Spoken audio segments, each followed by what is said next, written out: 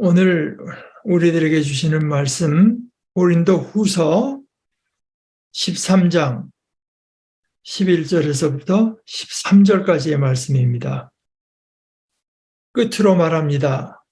형제자매 여러분, 기뻐하십시오. 온전하게 되기를 힘쓰십시오. 서로 격려하십시오. 같은 마음을 품으십시오. 화평하게 지내십시오. 그리하면 사랑과 평화의 하나님께서 여러분과 함께 하실 것입니다. 거룩한 입맞춤으로 서로 인사하십시오. 모든 성도가 여러분에게 문안합니다. 주 예수 그리스도의 은혜와 하나님의 사랑과 성령의 사귐이 여러분 모두와 함께 하기를 빕니다. 하나의 말씀입니다. 하나님 감사합니다. 우리가 오늘 이제 함께 나누는 말씀은 이 고린도후서라는 편지의 맨 마지막 부분입니다. 그 앞에 그 11, 12절 여기는 이제 몇 가지 권면이 나와 있는데 기뻐하십시오 한 것은 사실은 이제 그냥 안녕히 계십시오 하는 식으로 이해하는 것이 좋다 하는 분들도 있고, 아니 그 기뻐하라는 뜻도 우리가 새길 필요가 있다 하는 분들도 있습니다. 그런데 어찌됐건 몇 가지 권면이 이제 나오는데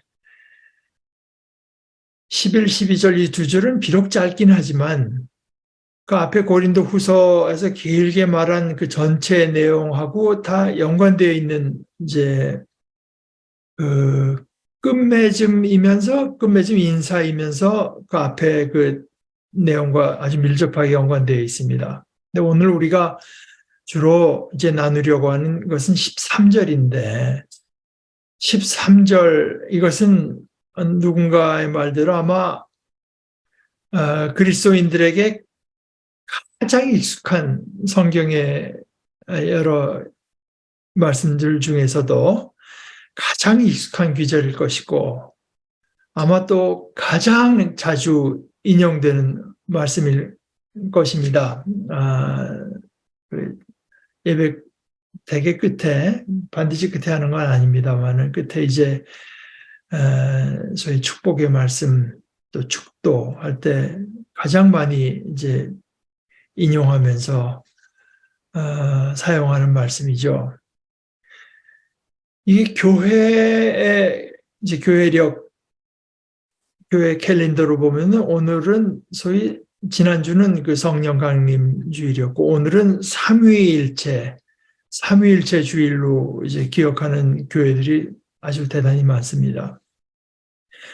아까 읽은 그 마태복음 28장에 아버지와 아들과 성령의 이름으로 세례를 주고 하는 이 부분하고 오늘 이제 예수 그리스도의 은혜와 하나님의 사랑과 성령의 교통하심, 사귐 이렇게 된 이 두 부분이 성경에서도 소위 그 삼위일체 신학이 나타난 그 대표적인 두 구절을 들려면 아마 이 두 구절을 들곤 하죠. 삼위일체라고 하는 건 제가 알기로는 이제 일본 사람들이 이제 외국어 영어겠죠. 이것을 번역한 말인데 본래 그 뜻은 일체라고 했는데 영어로 이제 one essence, 본질의 뜻은 하나다. 본질이 셋인데 또 셋이 똑같다가 아니라 본질이 하나다. 하나. 그리고 three persons. 하나님, 예수님, 성령님. three persons지만 에센스는 하나다. 에센스도 셋인데 그 셋이 똑같다가 아니라 하나다. 이 삼위일체라는 말 자체가 무슨 성경에 등장하는 말은 아닙니다. 성경에 쓰여 있는 용어는 아닌데 그러니까 이 하나님의 말씀이라기보다 인간의 말이라고 할 수 있죠. 그런데 이것은 교회가요 하나님의 말씀을 자세히 보고 또 교회가 오랜 동안 겪은 신앙 체험 이것을 근거로 해서 뭐 수백 년에 사실은 걸쳐서 마침내 이제 이것은 우리의 신앙과 일치하고 우리의 신앙을 잘 표현할 수 있는 적절한 용어라고 해서 받아들인 표현이고 우리가 뭐 교회가 2000년 됐지만 아직까지도 우리는 이 표현이 하나님을 말을 하는데 아주 적절한 표현이다 받아들이고 있습니다.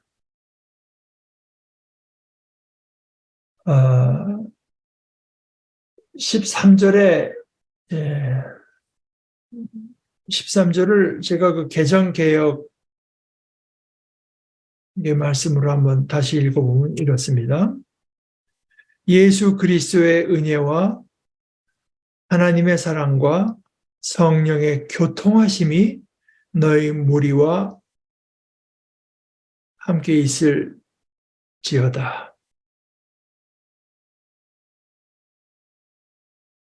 이것은 물론 교회에서 축도 또는 무슨 축복의 말씀에 가장 많이 영어로 이제 베네딕션이라고 하는데요. 가장 많이 사용되는 성경 구절입니다. 그리고 요 표현은 고린도후서 13장 13절 여기 딱 한 번 등장하지만 사실 여기에서도 보게 되면 이제 우리가 예배 끝날 때 축도해서 이것을 하면서 끝내서 그런지 여기에서도 그냥 넘어가기도 쉽게 되어 있어요. 그냥 끝맺는 인사말 정도로 그저 보일 만큼 여태까지 사실 고린도후서 전체 내용에 그게 아니라고 해도 따로 요 구절만 떼어 있어도요. 어떤 경우에라고 해도 어떤 축복을 비는 말로 독립된 축복의 말로 쓰일 만한 그런 말씀입니다. 그렇다고 해서 그렇긴 하지만 그렇다고 해서 이것이 그저 현실의 어떤 상황과 상관없는 말씀은 결코 아닙니다. 사실 바울 사도가 고린도 후서에서 여러 가지를 말을 하죠. 고린도 교회와 자신과의 관계, 거짓 사도들 이야기 또는 자신의 사역에 대해서 많은 이야기를 합니다. 그런데 그 모든 말들, 중요한 이야기들도 많습니다. 그런데 그렇게 사도가 말한 모든 것은 이 13장 13절의 이 말씀이 현실일 때만 예수 그리스도께서 우리에게 은혜를 베풀어 주시고 우리를 사랑하는 하나님이 계시고 성령께서 우리에게 베풀어 주시는 어떤 그 베품, 사귐이 실제적인 일일 때만 의미를 가지죠. 이게 비단 고린도 후서뿐이겠습니까? 우리 기독교 신앙과 관련된 어떤 말이라고 해도 이 13장 13절의 이 내용이 그저 단순히 말뿐이고 실제가 아니라면 아무 의미가 없는 말들이 되고 맙니다. 주 예수 그리스도의 은혜라고 하는 것은 물론 은혜라고 하는 것은 우리가 무슨 뭘 어떻게 잘하거나 기특한 일을 행해서 거기에 대한 상이나 보상 또는 우리가 얻어들인 것이 아니라 그냥 거저 우리에게 주신 그리스도께서 우리에게 주시는 그것을 이제 은혜라고 말하는 것이고 우리에게 은혜 베푸시는 것은 우리에게 무슨 자격이 있든가 우리가 상을 받을 만한 뭘 이뤄서가 아니라 그 이유는 단 하나, 하나님께서 우리를 사랑하시기 때문에, 하나님은 사랑이시기 때문에 이제 그렇다고 하는 것. 그래서 그리스도의 주 예수 그리스도의 은혜와 하나님의 사랑. 그리고 세 번째 성령의 어디서는 이제 사귐이라고 하고 또 어떤 번역에는 교통이라고도 했는데, 소위 이제 이 원어는 여러분들이 교회에서 자주 듣게 되는 말이죠. 소위 코이노니아입니다. 코이노니아. 성령의 코이노니아. 그런데 여기 대해서는 이제 앞에는 은혜하면 그리스도께서 베풀어 주시는 은혜, 하나님께서 베풀어 주시는 사랑. 그런데 여기는 성령이 베풀어 주시는 교통, 친교, 사귐, 나눔이라고도 할 수가 있고, 또는 성령님이 그 목적어가 될 수 있습니다. 우리가 성령의 참여함, 우리가 성령을 나누어 받음, 뭐 이제 그런 식으로 성령께서 우리에게 나눠 주신다고 해도 이해해도 되고, 문법적으로 둘 다 아무 문제가 없습니다. 저는 우리가 성령님을 이제 맛보고 성령님께 참여하는 그런 것이 될 수도 있어요. 그러나 틀림없이 아까 11, 12절에서 보셨다시피 고린도 교회는 무슨 교인들 간에 무슨 문제가 있고 했기 때문에 성령께서 베풀어 주시는 우리들 사이의 어떤 나눔, 성령께서 가능하게 해주신 친교, 사귐, 이것이 이제 여기 생각된 것은 틀림없습니다. 그런데 이 순서가 좀 묘하지 않습니까? 우리한테 생각하기에는 아까 마태복음 28장은 그랬죠?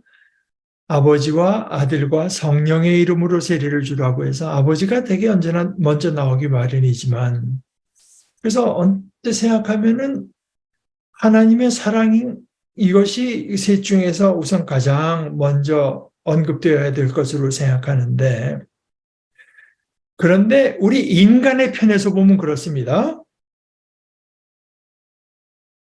우리가 그리스도가 필요한 줄도 모르고 심지어 그리스도를 찾지도 않았을 때 그리스도께서 우리를 위해서 오셔서 베풀어 주시는 은혜, 이것을 통해서 비로소 우리가 하나님의 사랑, 또 사랑이신 하나님을 우리가 본격적으로 접하게 되기 때문에 그리스도의 은혜가 우리에게 가장 이제 먼저인 거죠. 또 그리스도의 은혜로 말미암아서 비로소 우리가 성령과 성령의 역사를 더 깊게 되기 때문에 우리 입장에서 봤을 때 이제 이런 순서로 말씀된 것으로 생각할 수 있습니다.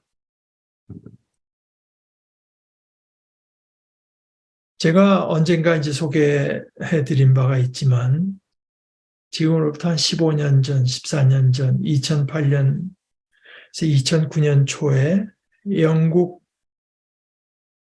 그 가운데 이제 런던에서요. 저기 무신론자 버스 캠페인, 에이티스트 버스 캠페인이라고 하는 것을 벌인 사람들이 이제 있었습니다. 그것을 제일 주동적으로 이제 나서서 했던 인물은 텔레비의 그 코미디 작가인 에리안 쉐린이라는 이제 사람, 여자분인데요. 이거 또 아주 강력한 그 서포터로서 이제 소위 진화 생물학자인 리처드 도킨스 같은 이가 주도적인 인물로 알려져 있어요.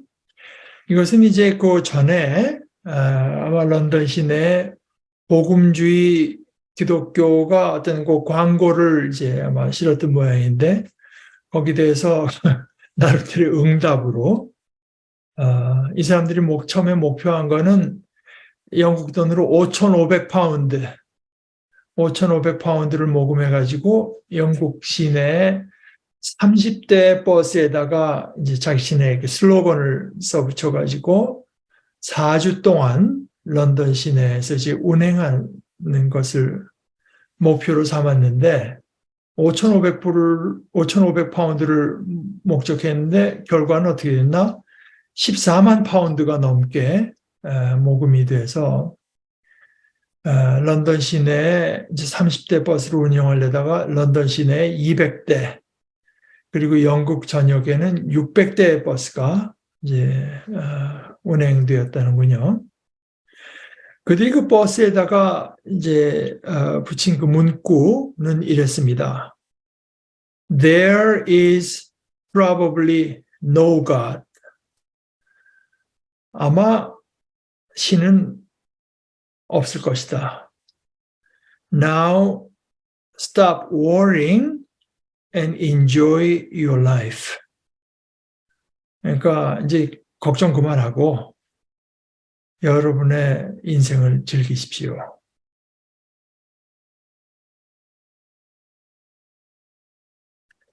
제가 이제 가끔 걷거나 할 때, 팟캐스트를 듣는 게 있는데, 그 중에 하나가 노무현 대통령 무슨 기념사업회인가에서 하는 유시민 씨가 주도해서 하는 알릴레오, 북토크 등 책을 어떤 사람이 그 저자를 불러다가 같이 이야기한 것인데 최근에 들은 것은 한국의 소위 생물학자로 알려져 있는 최재천 교수를 불러다가 같이 이야기를 나누는데 다윈 이야기를 하는 겁니다. 그런데 그 중간에 유시민 씨가 이런 말을 해요. 하나님이 인간을 창조한 건 아니라고 하는 것을 이 다윈 선생이 그건 밝힌 이야기다. 분명히 밝혔다.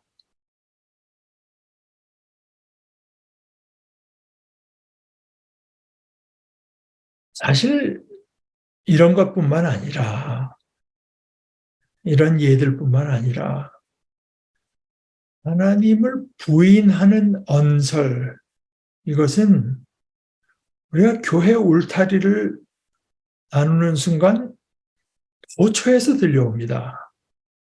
노골적으로 그런 입장을 말하는 것도 있고 그것을 전제로 해서 하는 이야기는 더 많죠. 그런데 그렇다고 해서 이것이 현대에 와서 비로소 그러니까 현대 사회에 국한된 현상인가? 전에 안 그랬는가? 결코 그렇지 않습니다. 다시 이제 파스칼의 이야기로 돌아가서 이 파스칼이 한번 크게 이제 회심했다고 했죠. 그러면서 몇 년 뒤에 1956년 날짜도 있어요.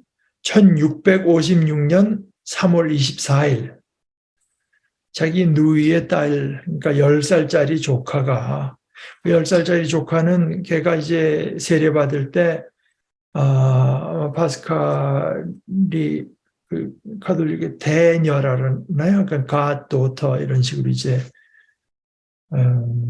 삼은 조카인데 조카가 아마 제 생각에 이제 아마 여기 눈하고 코 사이에 고개 맥혀가지고 계속 감염이 돼가지고 거기서 이제 고름이 나오고 하던 게 너무 심해져가지고 나중에 고름이 코에서도 나오고 입에서도 나오고 이제 눈에서 나오는 건 물론이고 이제 그랬는데 어떤 성물에 이제 손을 대는 순간 그것이 기적적으로 이제 치유되는 것을 파스칼이 보게 됩니다.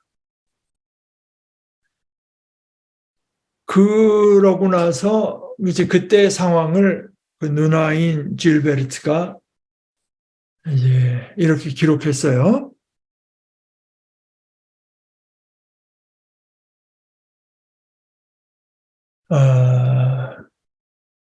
동생은, 파스칼은 이 기적에 크게 감동되어 그것이 마치 자기 자신에게 일어난 일같이 생각했다. 세상의 대다수 사람들의 마음속에 신앙이 꺼져가는 듯이 보이는 시대에 하나님께서 이렇게도 분명하게 자기를 나타내심을 보고 동생은 더할 수 없이 위로를 받았다. 동생이 여기서 받은 기쁨은 모든 마음과 모든 영에, 전심 전영에 미치는 듯이 컸다.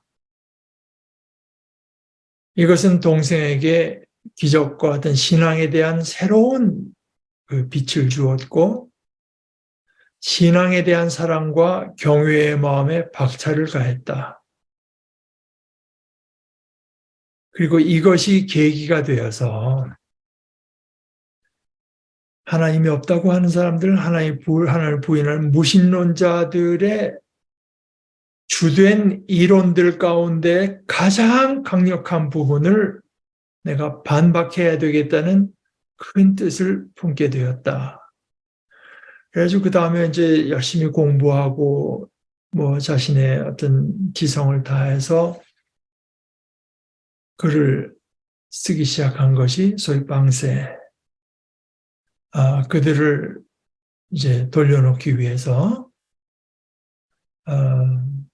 방세라고 하는 책을 썼다고 합니다.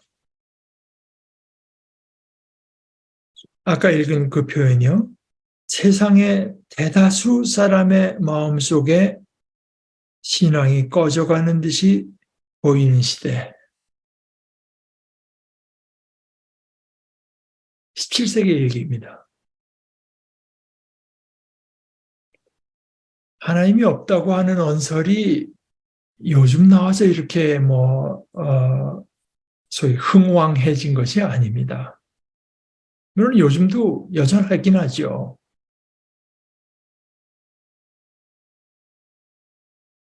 제가 지난번에도 말씀드렸다시피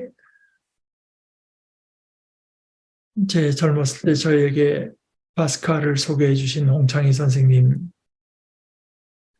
한 5년 전, 그러니까 그분이 한 95 정도 되셨을 때 그분이 속한 그 협동조합에서 그분을 찾아가서 이제 인터뷰한 것을 제가 봤는데요. 그들이 그 홍창희 선생님께 이제 질문을 하고 그러면 홍창희 선생님이 대답한 내용입니다. 질문. 신은 죽었다고 선언하는 이들이 많습니다. 홍창희 선생님 대답은 이분이 그 황해도 분이가 그쪽 사투리가 홍창희 선생님 대답. 그 신이 그게 어드런 신인지 그게 문제지요. 사람이 생각하는 신이라고 하는 건 그럼 그 사람 생각 안에서의 신인데 신이라고 하는 존재가 있으면 이런 존재일 것이다. 그렇다면 그는 이런 것을 할 것이다. 이렇게 할 것이다. 즉 그런 식인데 그러니까 사람이 이게 어드런 거라고 정의하면 거기는 그 사람의 생각이 들어와서 그 사람이 만들어낸 건데 과연 자기들이 생각한 그 신이 없다고 할 때 그게 어떤 신을 말하는 것인지.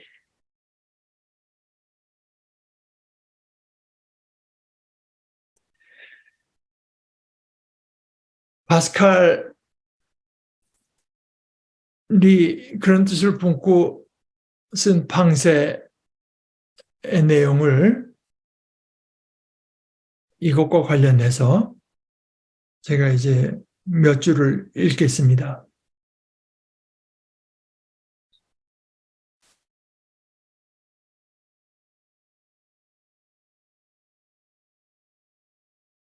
이렇게 말했습니다. 그렇기 때문에 나는 신의 존재, 하나님의 존재나 삼위일체, 영혼의 불멸, 그뿐만 아니라 이런 종류의 어떤 것도 이 자연에서 통용되는 어떤 논리로서 증명하려고 여기에서 꾀하지 않을 것이다. 이 방세를, 여기라고 하는 것이 방세를 말하는 것입니다. 완고한 무신론자들을 설득할 이유를 이 자연 속에서 발견할 만큼 그런 힘이 내게 있다고 생각되지 않기 때문만은 아니다. 그럼 하려면 할 수도 있다. 그러나 자기는 하지 않는다. 왜냐하면 오히려 이런 지식이라고 하는 것은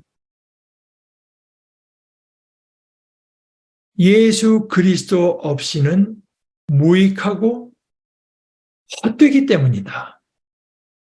무슨 철학적인 논리를 가지고 뭐 과학적인 걸 갖고 뭐 하나님을 증명하고 어쩌고 해봐야 예수 그리스도가 빠졌을 때는 그것은 다 무익하고 헛되기 때문이다. 가령 누군가가 이 사람이 수학자니까요. 수의 비례는 비물질적인 영원한 진리이고 그 진리가 이른바 신이라고 불리는 어떤 근본 원리에 의존한다고 확신하게 되었다고 해도 그런 식으로 이제 신에 대해서 확신한다고 해도 나는 그가 자신의 구원을 향해 크게 발을 디뎠다고는 보지 않을 것이다. 기독교에서 말하는 하나님은 단순히 무슨 기하학적 원리나 진리나 무슨 원소들의 질서의 창조자로서의 신은 아니다. 물론 그걸 창조하신 것도 사실이지만 기독교에서 말하는 것은 그 신은 아니다. 이것은 이교도들이나 에피쿠로스 학파의 몫이다. 이 신은 또 인간의 생명과 재산을 다스리고 또 자신을 경배하는 자들에게 일련의 행복한 세월을 허락하는 신도 아니다. 이것은 유대인들의 몫이다. 그러나 아브라함의 하나님, 이삭의 하나님, 야곱의 하나님, 기독교인들의 하나님은 사랑과 위로의 하나님, 그가 사로잡은 자들의 영혼과 마음을 충만하게 채우시는 하나님, 이들의 내면 속에 자신들의 비참함과 하나님의 자비를 느끼게 하시는 하나님, 이들의 영혼 깊은 곳에서 이들과 결합하시는 하나님, 이들의 영혼을 겸허와 기쁨과 신뢰와 사랑으로 채우고 그래서 이들로 하여금 하나님 외에 다른 목적을 가질 수 없게 하는 하나님이다.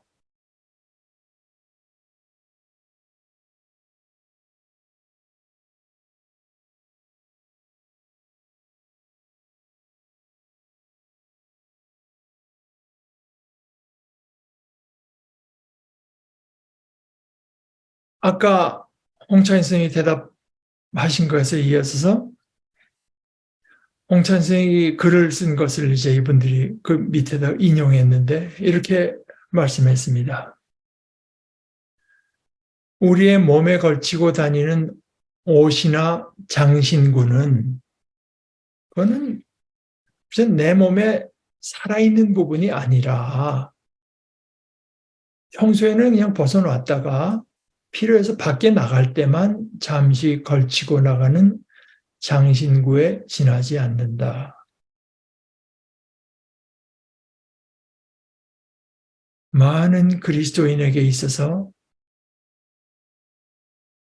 하나님은 하나의 장신구가 되어버렸다. 지금 대놓고 무신론을 표방하는 거기가 문제가 아니라 이겁니다. 그리스도인에게서 하나님은 이미 죽은 것이다. 옛날에 니체가 신은 죽었다고 사형 선고를 한 것보다 실제로 더 철저하게 신은 죽어 있는 것이다. 저 하늘 높은 어떤 곳에 점잖게 앉아있는 그런 신은 우리 인간이 우주선을 타고 우주를 날아다니게 된 오늘날에는 아마 어린 아이들도 그런 신은 믿지 않을 것이다. 인간이 머리 안에서 생각해서 만들어낸 신, 철학자들이 추상해낸 신, 그런 신은 죽은 신이다. 거기에 적절한 말은 아마 고양이는 그냥 고양이의 모습대로 신을 만든다는 말이 거기는 타당할 것이다. 많은 인간들은 자기에게 편리한 신을 만들어내어 그것을 믿고 있다. 문제는, 진짜 문제는 너희들이 믿는다는 그 하나님이 어디 있느냐고 도전하고 있는 무신론자들의 부르짖음에 있는 것이 아니라 그리스도인들이 말하는 하나님이 그리스도인들 자신 속에서 죽어 있는 데 있다.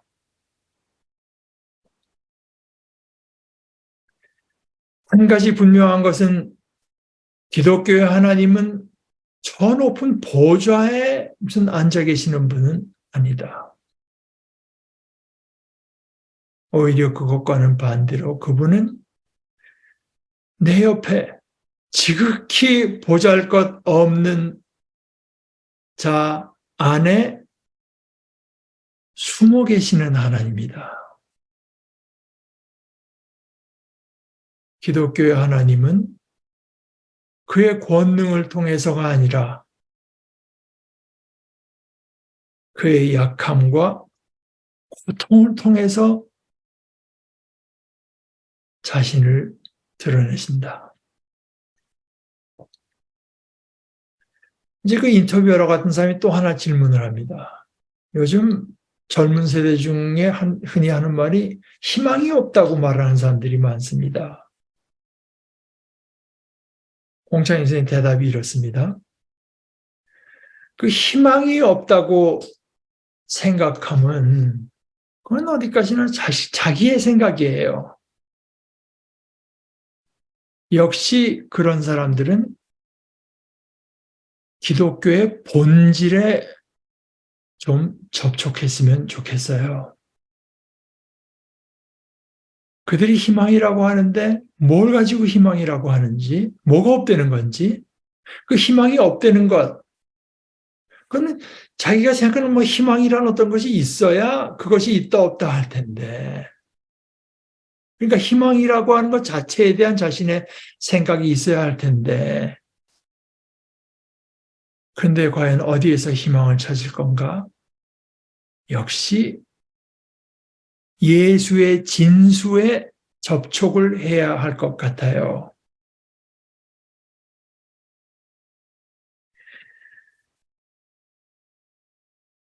기독교에 접촉해야 된다고 하시지 않고 기독교의 본질에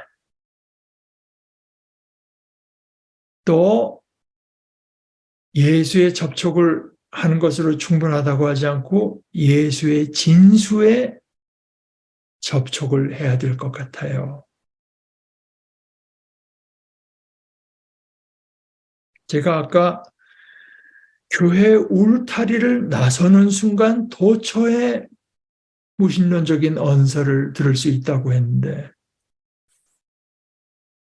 그랬는데 그 울타리 안은 과연 어떻습니까? 울타리 안에는요.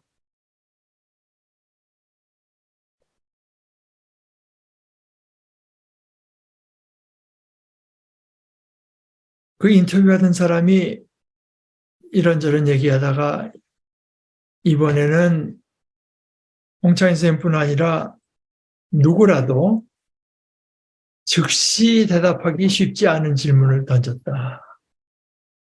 질문이 여태까지 95년 살아오시면서 가장 잘했다고 생각하시는 일이 뭡니까? 그랬는데 이거는 좀 미리 가져간 질문지가 있은 것도 아니고 대답하시기 쉽지 않을 거라고 짐작을 했는데 그런데 뜻밖이었다. 그 사회협동조합이니까 홍창희 조합원은 특별히 고민하지 않고 거의 반사적으로 대답했다. 질문. 지금까지 가장 잘한 일을 꼽으시라면 그 첫째는 무엇일까요? 대답.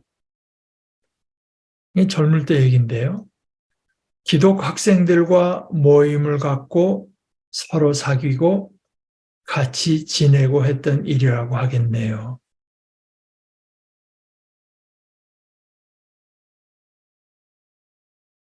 그럼 둘째는요?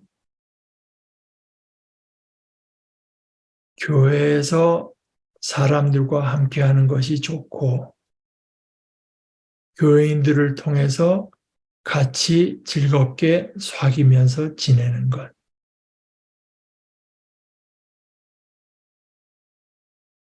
셋째는요? 역시 우리 교회 기독인들이 같이 어울리고 함께하는 것.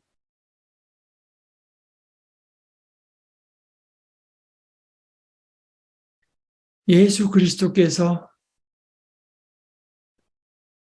우리에게 은혜해 주시고 그래서 우리가 하나님 사랑하는 하나님을 알게 된 우리는 성령께서 베풀어 주시는 이 교제, 이 사귐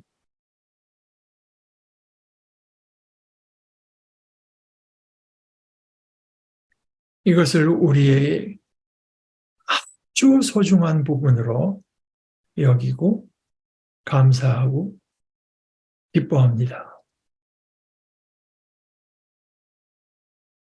우리 모두에게 주 예수 그리스도의 은혜와 하나님의 사랑과 성령의 사귐이 함께 하시기를 간절히 바랍니다. 우리 같이 기도하십시다. 하나님 아버지, 저희 속에 들어와서 거하시면서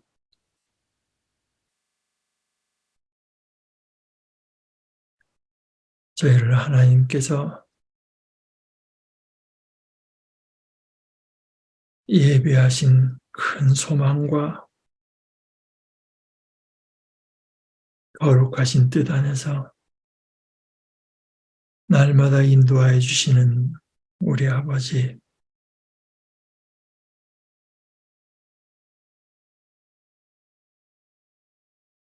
저희로 이 살아있는 하나님을 맛보며 이 살아있는 하나님과 동행하면서 하나님을 아는 지식을 날마다 더하는 복된 무리들로 삼아 주시옵소서. 예수님의 이름으로 기도합니다.